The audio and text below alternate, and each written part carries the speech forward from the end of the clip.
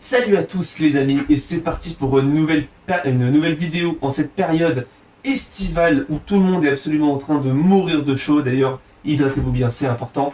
Mais du coup, je suis là pour vous régaler avec une petite partie d'analyse d'une partie faite par des amateurs. Vous le voyez, hein, c'est des 1800 Elo, donc pas des joueurs du calibre des maîtres, mais pas non plus des débutants totaux. On va dire c'est des bons joueurs de club qui vont ici nous montrer une partie modèle sur un principe stratégique très important que je commence à répéter pas mal de fois dans les vidéos parce que c'est vraiment un principe essentiel, c'est qu'il ne faut pas trop jouer avec les pions, parce que dès qu'on joue en coup de pion, ça crée des faiblesses, ça laisse des cases derrière, ça laisse des diagonales, des lignes, et donc ça peut très vite se retourner contre vous. Et ici les noirs vont en payer les pots cassés contre les blancs dans cette partie, et du coup j'analyse ça avec vous dans cette partie, dans cette vidéo. Alors je vous invite à liker, vous abonner et partager la chaîne à quiconque serait intéressé, ça aide énormément la chaîne et ça me permet de continuer un peu les vidéos. Sur ce, nous sommes directement partis, donc la partie commence avec une semi-slave, donc D4, D5, C4, gambit dame, C6 défend le pion en gardant le fou ouvert, mais il va être fermé après cavalier F3, cavalier F3 et E6. Donc c'est une variante, je ne vais pas rentrer dans les détails, mais très solide, extrêmement populaire. Je crois que c'est la 5 ou 6e position avec le plus de parties de toute la base des maîtres au 4e coup. Et du coup, bon là, le but des noirs, c'est simplement tout consolider le centre, tout simplement. Et les blancs vont voir ici continuer un développement, mais c'est difficile de trouver une case d'entrée, finalement, une approche pour vraiment tirer profit de l'ouverture. Et ici, bon, le coup principal, c'est E3 à niveau maître. Ça bloque le fou, mais ça permet de défendre le pion. Mais les blancs jouent ici fou G5, qui est tout à fait logique. Hein. C'est l'autre coup principal des amateurs, mais ça permet d'entrer dans des gambits qui sont assez dangereux, notamment des prends C4 qui marchent redoutablement bien à niveau amateur, vous le savez, avec mes vidéos Road to CM. Mais du coup, ici, les noirs ont plusieurs choix, donc des prends C4, cavalier BD7 qui est un peu plus lent, et le choix de la partie H6 qui vient directement poser une question au faux. Il vient de venir, on lui pose une question et on l'harcèle. Alors ici, les blancs vont décider de prendre, mais il y a des lignes très intéressantes avec fou H4, G5, fou G3. Excusez-moi d'abord. D'abord, il faut prendre ici en C4, E4, puis G5, fou G3 et B5. Qu'on appelle le gambit anti-Moscou. Hein. Les blancs ont sacrifié un pion, mais les noirs sont beaucoup avancés sur les deux ailes. Donc il peut y avoir du jeu avec H4, avec fou de petit roc, avec cavalier E5. Des parties extrêmement dynamiquement équilibrées dans cette ouverture, notamment des parties qui a eu lieu entre Erdoğmuş et Topalov, plutôt dans l'année, que je vous invite à voir, qui sont très intéressantes et très belle. Mais du coup, fou prend F6, donc une arme beaucoup plus positionnelle. Les blancs décident de donner leur paire de fous pour simplement garder leur pion en vie et essayer de rapidement améliorer leur pièce avec E3, fou E2, petit roc, et simplement jouer un développement tout à fait classique. Dame prend F6, c'est joué par les noirs, et ici, bon, le coup principal c'est E3, du coup, pour préparer le développement du fou en prenant le pion. Mais les blancs vont ici opter pour Dame C2, une approche assez secondaire mais qui est tout à fait logique. La menace étant sur fou D6, hein, qui peut être un coup très logique pour venir simplement se développer.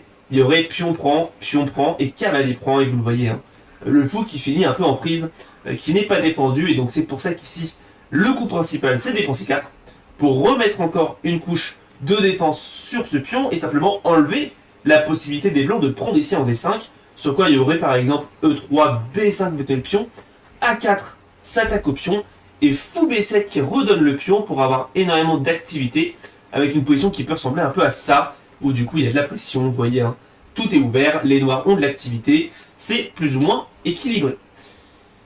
Donc ici, pion prend C4 le meilleur coup, mais les noirs vont jouer le deuxième meilleur coup, qui est quand même extrêmement logique, c'est le coup cavalier D7.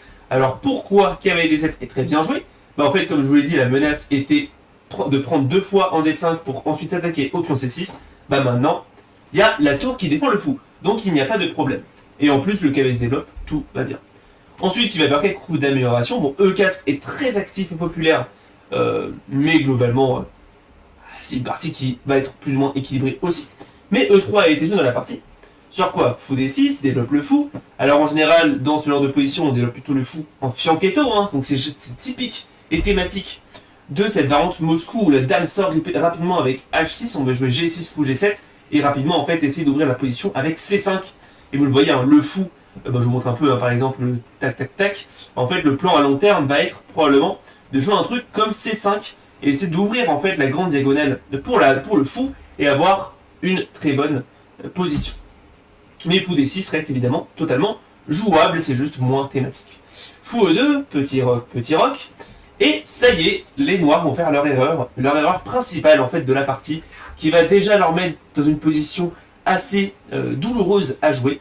C'est le coup B6 qui est extrêmement logique. En fait, le fou a très envie de se développer en B7, voire même en A6, proposer des échanges, mais le problème c'est que ça crée des faiblesses. En fait, ici c'était mieux, bon après des coups de préparation finalement, ici il propose Dame E7 ou B8, mais en fait c'est plus logique dans l'idée de jouer les pions en A6 et en B5 pour les mettre sur case blanche, et en fait vous allez comprendre pourquoi avec la partie. Je vais juste vous montrer la partie ici B6, et en fait le problème de ce coup, c'est qu'après C prend D5, en fait, les noirs n'ont pas vraiment de moyen d'avoir une bonne position. S'ils jouent E prend D5, il y a E4, qui va directement tout ouvrir et profiter de l'avantage de l'opposant des blancs par rapport à celui des noirs. Par exemple, pion prend, cavalier prend, Dame E6, fou C4 intermédiaire, Dame E7, fou prend F7, celui de Dame prend ici, et vous le voyez, hein, tout est en prise, c'est le bazar. Et sur C prend D5 qui est la partie, je veux juste vous montrer un peu le gruyère, c'est pour ça que je l'ai appelé comme ça, le gruyère de la position noire sur l'aile dame. Sur l'aile roi tout va bien, mais sur cette aile dame, en fait vous le voyez, hein, les cases blanches qui sont totalement trouées, on n'a pas l'impression que les noirs jouent dessus, et les blancs eux qui vont pouvoir très facilement s'infiltrer sur ces cases, avec des coups comme ça, vous le voyez, hein, tout qui va venir, et on a du mal en fait à voir comment les noirs vont survivre sur cette aile dame. Et donc c'est pour ça, hein, si je reviens un petit peu en arrière, que si jamais on a exactement la même position mais avec les pions en A6 et en B5, bon c'est quand même un peu faible parce qu'il peut y avoir du A4, mais les cases blanches sont beaucoup mieux sous contrôle. Le fou noir qui réussit à prendre les cases noires et les pions qui viennent totalement prendre le contrôle des cases blanches, donc c'est assez équilibré et il n'y a pas de trou. Hein. C'est toute la subtilité stratégique de la position qui je trouve est très intéressante. Mais du coup voilà, là les blancs ont un énorme gruyère, ils vont assez bien jouer ici, vous jouez B5 qui vient attaquer le fou, avec un petit piège, hein, c'est que si les noirs reviennent ici en B8, bah, il y aurait Dame C6, hein, la tour qui est simplement enfermée, c'est totalement fichu. Donc ici les noirs sont plus ou moins forcés pour les Dame E7, d'accepter de redonner la paire de fous, mais en plus du coup ils donnent leur très bon fou, hein, le fou de case noire qui rayonnait sur l'échiquier. Maintenant en fait on a un espèce de combat très stratégique, hein, et si on utilise la rampe de réflexion comme vous le savez, bon, le matériel est égal, la structure pareil, le gros point de différence entre les deux positions, c'est très clairement l'activité des pièces, où on a ici un cavalier blanc qui est très fort par rapport à un cavalier noir qui est passif, un fou blanc qui rayonne et qui est prêt à profiter des cases blanches très faibles, alors que ce fou il est coincé et il n'a aucun avenir, et les pièces blanches en fait qui vont rapidement pouvoir prendre le contrôle de la colonne C, alors que les noirs ils sont encore très loin. Donc on voit comment un petit gruyère, une petite erreur stratégique et comment un simple coup de pion peut totalement ruiner une position. Voilà, je trouvais cette partie extrêmement modèle. Mais du coup, maintenant, il faut quand même la gagner. Et on va voir comment les blancs vont s'en occuper. Ils vont d'abord jouer tour FC1. Très bien joué. Prend le contrôle de la colonne ouverte. Cavalier F6. Les noirs qui tentent de se développer et de prendre la colonne, prendre la case ici en E4. Cavalier E5. Les blancs qui profitent du cavalier qui vient de débarquer de la case pour simplement venir sur la case. Ici, le meilleur coup des noirs serait d'ailleurs probablement de jouer cavalier D7 pour rechasser le cavalier. Mais bah, ici je vais fou D7, il se dit vraiment avec les noirs qu'il veut prendre le contrôle de la colonne C et se débarrasser de ce fou qui ne sert à rien, il essaie vraiment de résoudre ses problèmes, c'est louable. Mais ici les blancs ont un très bon coup, très intéressant, et franchement une idée assez bien jouée en fait. Tout simplement, les blancs ont déjà plus ou moins amélioré toutes leurs pièces, donc ici, ils se disent probablement qu'une tour qui viendra en C8 serait signe d'égalisation, et donc il joue fou A6, le fou qui va pas sur une case particulièrement meilleure, mais il vient paralyser le jeu blanc, et donc le jeu noir, hein, et donc ceci ne peut absolument rien faire, en fait c'est juste totalement fini. Les noirs vont quand même donner un truc, et quand j'ai vu un peu la partie, je me suis dit, ah quand même c'est pas si clair, ici il joue B5, vient enfermer le fou qui maintenant ne peut plus sortir, et la dame qui attaque le fou, mais c'est pas le meilleur coup, on va voir ça avec la partie. Ici le meilleur coup était de jouer tour FD8, alors c'est très bizarre mais en fait on veut absolument jouer cavalier E8, essayer de tout bétonner, essayer de tenir, mais c'est évidemment extrêmement passif, on n'a pas envie de jouer comme ça avec les noirs, donc B5 très logique, mais en fait ça autorise fou B7, seul bon coup qui vient attaquer la tour. Sur tour AB8, il y a dame C7, la dame qui vient à son tour infiltrer la position, attaquer la dame, attaquer le fou, attaquer la tour. Et sur dame prend, il y a tour prend. Et là, le fou qui est attaqué, la tour qui défend le fou. Là, l'autre tour qui va venir en C1. Globalement, c'est très actif pour les blancs et ils ont un avantage très confortable. Mais heureusement pour les noirs, les blancs qui n'ont pas trouvé ce coup de fou B7 et qui vont jouer ici cavalier D7, très logique aussi, pour essayer de simplement, j'ai envie de dire, délier leur position. Si cavalier prend, il y a fou prend. Alors ça a été joué dans la partie, hein, mais c'est juste mauvais. Ici, en fait, il fallait absolument jouer dame prend D7. Et la position qui n'est pas encore perdue, hein, vous le voyez, la barre qui n'est pas très blanche, tout simplement. Parce que le pion B5 est défendu, et le fou qui n'a encore aucune case, parce que vous voyez que la dame contrôle toutes les cases. Et sur dame C6, dame prend, tour prend, il y a encore le magnifique tour FB8 qui vient garder le pion A7 sous contrôle, défendre le pion, et après tour AC1, tour B6. La position est extrêmement bizarre, extrêmement difficile, mais ça tient. Si tour prend, il y a pion prend, et vous le voyez, hein, il y a des faiblesses, et s'ils ne font rien, bah, je vais pouvoir peut-être doubler les tours, le fou qui est en prise. Ça commence à être difficile de vraiment capitaliser sur la puissance du fou. On a l'impression qu'il va se faire enfermer, donc c'est pas non plus très pratique. Mais du coup, cavalier prend D7 et D2 dans la partie, mais ça donne juste un pion, fou prend B5, cavalier B5, et là maintenant ça commence à être difficile. Mais je tiens quand même à montrer comment on peut jouer avec une position moins bien, hein, parce que c'est toujours utile de savoir comment jouer dans une position moins bonne. Ici, dame C5 joué par les blancs, bon évidemment ils ont du matériel en plus, ils ont très envie d'échanger les dames. Tour FD8 a été joué, bon bah du coup échange de dame il y a. Tour C7, A6, fou D3, et ici, les noirs qui vont opter pour une idée très intéressante, ils vont jouer roi F8. Alors vous allez voir pourquoi, hein.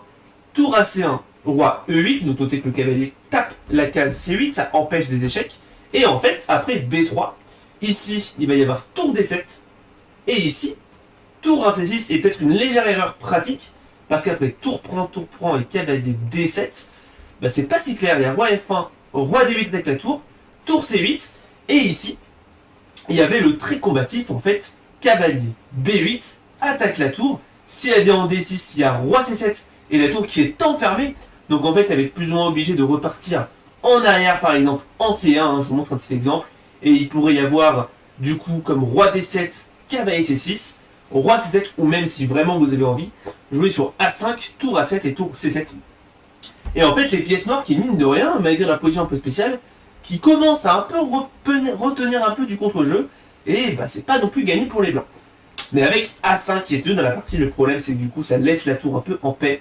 Donc roi E2, cavalier F6, F3, cavalier E8, les noirs qui tentent de manœuvrer, roi D2, cavalier C7, donc ça bloque la porte et ça prépare roi D7, mais c'est un peu tard, roi C2, roi D7, tour B6, là vous voyez la tour qui s'infiltre là, et en fait les noirs qui n'ont pas vraiment de jeu pour contrer cette tour, hein, parce que du coup si tu pars là-bas, t'es juste trop loin du jeu.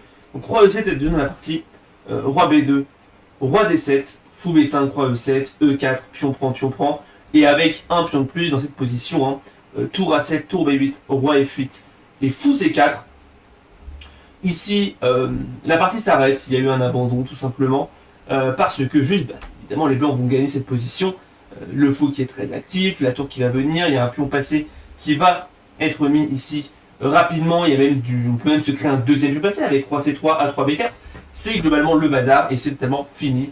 Et du coup les blancs qui ont fini par gagner cette partie, mais ils trouvent cette partie extrêmement modèle et extrêmement intéressante. J'essaie de bien vous l'expliquer et bien vous montrer un peu les subtilités stratégiques de la position pour vous montrer vraiment ce que je mets en bas et ce que je dis dans toutes les vidéos, c'est que chaque coup de pion est important. Là on a vu qu'un simple coup de B6 a tout affaibli les cases blanches sur les dames et ça a fini par faire payer au noir les pots cassés.